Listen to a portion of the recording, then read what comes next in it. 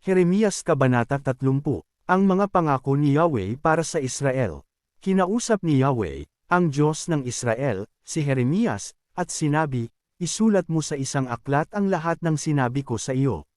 Sapagkat darating na ang panahon na palalayain ko ang aking bayan, ang Israel at ang Juda, at ibabalik ko sila sa lupaing ibinigay ko sa kanilang mga ninuno, ito'y magiging kanila muli. Ito ang mga sinabi ni Yahweh tungkol sa Israel at sa Juda. Narinig ko ang sigaw ng isang takot, ng isang nasindak at walang kapayapaan. Isipin mong mabuti, maaari bang manganak ang isang lalaki? Bakit hawak-hawak ng bawat lalaki ang kanyang tiyan, tulad ng isang babaeng mangganganak? Bakit namumutla ang kanilang mga mukha? Nakakatakot ang araw na iyon. Wala itong katulad.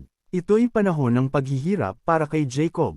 Ngunit siya'y makakaligtas. Sa araw na iyon, sabi ni Yahweh na makapangyarihan sa lahat, babawiin ko ang pamatok sa kanilang mga leeg at kakalagin ko ang kanilang tali, hindi na sila aalipinin ng mga dayuhan.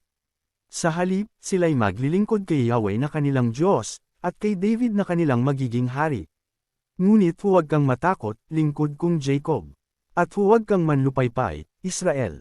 Ililigtas ko kayo, kahit saan kayo naroon. Kahit nasa lupain ng pagkabihag ang inyong mga anak.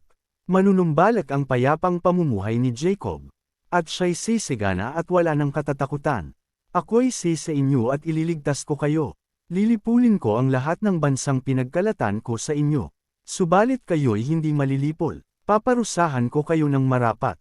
Ngunit ako'y magiging makatarungan sa inyo. Ito ang sabi ni Yahweh sa kanyang bayan. Wala nang lunas ang iyong sakit. Malal na ang iyong sugat. Walang mag-aalaga sa iyo. Walang kagamutan sa iyong sugat. Wala ka ng pag-asang gumaling pa. Nilimot ka na ng lahat mong mangingibig. Wala na silang malasakit sa iyo.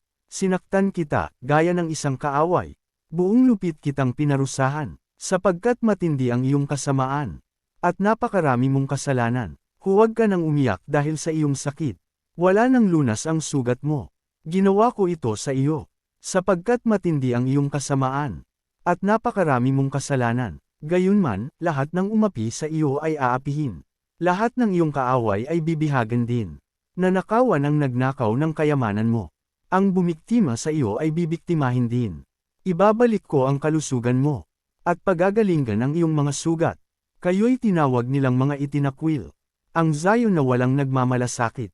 Sinabi pa ni Yahweh, muli kong ibabalik ang kasaganaan sa lipi ni Jacob. Kahahabagan ko ang buong sambahayan niya. Ang lungsod na winasak ay muling itatayo. At muling itatayo ang bawat gusali. Ang mga tao roon ay aawit ng pasasalamat. At magkakaingay sa kagalakan. Sila'y aking pararamihin. Pararangalan ko sila at wala nang hahamak sa kanila. Ibabalik ko ang kanilang dating kapangyarihan. At sila'y magiging matatag sa aking harapan.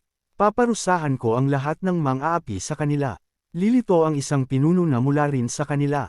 Aanyayahan ko siya kaya siya na may lalapit sa akin. Sapagkat walang mangangahas na lumapit sa akin kung hindi inanyayahan. Sila'y magiging bayan ko, at ako ang kanilang magiging Diyos. Ito ang sabi ni Yahweh. Ang puot ni Yahweh ay parang bagyo, parang nag-aalimpuyong hangin na hahampas sa ulo ng masasama. Hindi magbabago ang matinding puot ni Yahweh hanggat hindi niya naisasagawa ang kanyang balak. Mauunawaan ninyo ito sa mga araw na darating.